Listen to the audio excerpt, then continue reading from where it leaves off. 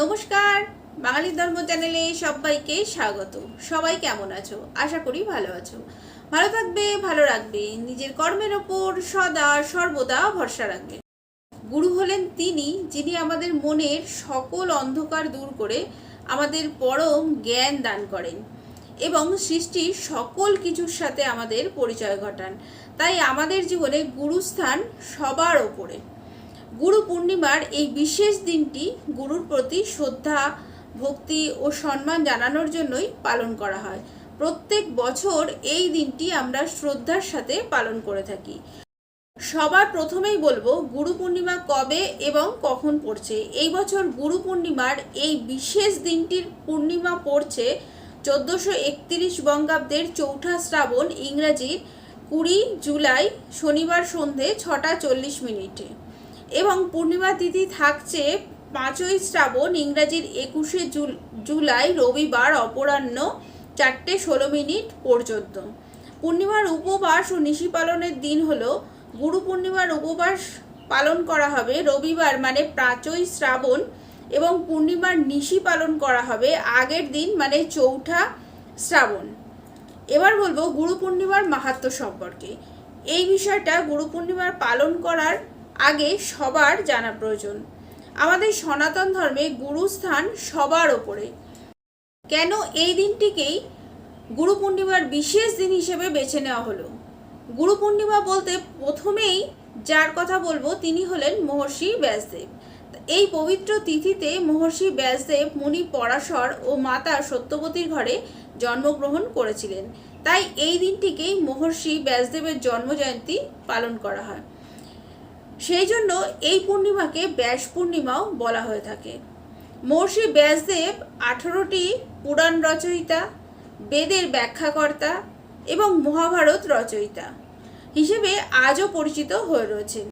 এবং এই পবিত্র পূর্ণিমা তিথিতে গৌতম বুদ্ধ পরম জ্ঞান লাভের পর সারনাথে তিনি তার শিষ্যদের প্রথম উপদেশ প্রদান করেছিলেন। অন্যদিকে হিন্দু পুরাণ অনুসারে ভগবান শিব এই দিনটিতেই আদি যোগী থেকে আদি গুরুতে পরিণত হয়েছিলেন। এই দিনটিতে তিনি সপ্তর্ষির 7 জন ঋষি শিষ্য অত্রি, বশিষ্ঠ, পুলহ, অঙ্গিরা, পুলস্ত, মরীচি এবং কেতু এই 7 জন ঋষিকে মহাজ্ঞান প্রদান করেছিলেন। পাশাপাশি জৈন ধর্মের মহাবীর তার শিষ্যদের এই পবিত্র তিথিতে তার শিষ্যদের পরম জ্ঞান প্রদান করেছিলেন। সুতরাং বিভিন্ন দিক থেকে এই গুরু পূর্ণিমার দিনটি যথেষ্টই গুরুত্বপূর্ণ। এবার বলবো গুরু পূর্ণিমার পালনীয় উপাচার সম্বন্ধে। গুরু পূর্ণিমার দিন যেটি সব থেকে গুরুত্বপূর্ণ কাজ সেটা হলো গুরু পূজা করা, গুরুর প্রতি সম্মান এবং শ্রদ্ধা নিবেদন করা। আমাদের ধর্মশাস্ত্র শেখায় যে আমাদের প্রত্যেকের জীবনে প্রথম গুরু হচ্ছেন বাবা এবং মা। তাই গুরু পূর্ণিমার দিন যাকে প্রথম সম্মান এবং শ্রদ্ধা নিবেদন করা প্রয়োজন সেটা হলো নিজের পিতা ও মাতাকে। এই দিন সকালবেলা ঘুম থেকে উঠে স্নান পর্ব সেরে নিজের পিতা ও মাতাকে প্রণাম করো এবং যে যার নিজের সাধ্য সামর্থ্য মতো কিছু উপহার প্রদান করো। বাবা মার আশীর্বাদ ছাড়া জীবনে সাফল্য পাওয়া যায় না। তাই জীবনের প্রথম গুরু বাবা ও মাকে শ্রদ্ধা এবং সম্মান জানাতে ভুলো না। যদি বাবা মা জীবিত না থাকে তাহলে তাদের ফটোতে মালা পরিয়ে তাদের চরণে একটা ফুল নিবেদন করো এবং প্রণাম করতে কখনো ভুলে যেও না।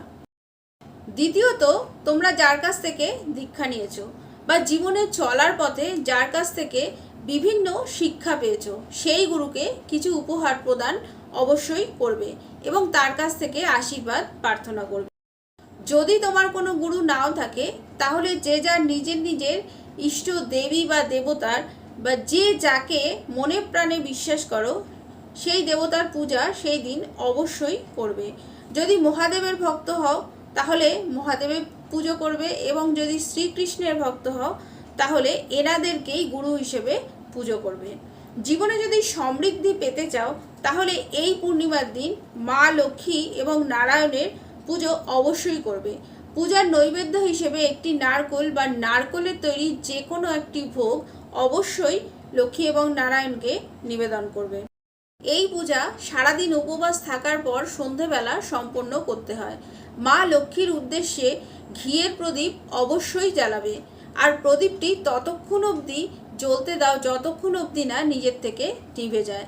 এই গুরু পূর্ণিমার বিশেষ দিনটিতে বাড়িতে গীতা পাঠ করা অত্যন্ত শুভ বলে মনে করা হয়, কিংবা গীতা পাঠ শ্রবণ করবে। এই গুরু পূর্ণিমায় গঙ্গা স্নান, দীক্ষার বা যে কোনো প্রকার শুভ কাজের জন্য খুবই গুরুত্বপূর্ণ বলা হয়। এই দিনটিতে যে যে কাজ করবে নিশ্চিত রূপে শুভ ফল প্রদান করবে। আর এই জন্যই গুরু পূর্ণিমার দিন দুস্থ দরিদ্র মানুষদের কিছু দান করার কথা বলা হয়ে থাকে। এছাড়া অভুক্ত মানুষ, পশু পাখিদের খাওয়ানোর কথাও বলা হয়ে থাকে। এই দিনটিতে নিজের সাধ্য ও সামর্থ্য মতো কিছু না কিছু দান করবে। যারা গুরু পূর্ণিমার দিন গুরু পূজা করবে বা ইষ্ট দেবী বা দেবতার পূজা করবে, তারা এই দিনটিতে অবশ্যই উপবাস থাকার চেষ্টা করবে। যদি শারীরিক অসুস্থতা বা কোনো প্রবলেমের জন্য যদি উপবাস না থাকতে পারো, তাহলে অবশ্যই নিরামিষ আহার গ্রহণ করবে। গুরু পূর্ণিমার এই বিশেষ দিনটি ভক্তি ও নিষ্ঠার সাথে পালন করবে, এই আশা রেখে আজকের ভিডিও এখানেই শেষ করছি। আমার কথাগুলো যদি ভালো লাগে তাহলে আমার চ্যানেলটা সাবস্ক্রাইব করে নিও, একটা লাইক করে দিও। লাইক করলে পরবর্তী ভিডিও বানানোর আগ্রহ পাই। নিজে ভালো থাকবে, সবাইকে ভালো রাখবে, বাঙালি ধর্ম চ্যানেলের সাথে সদা সর্বদা জুড়ে থাকবে।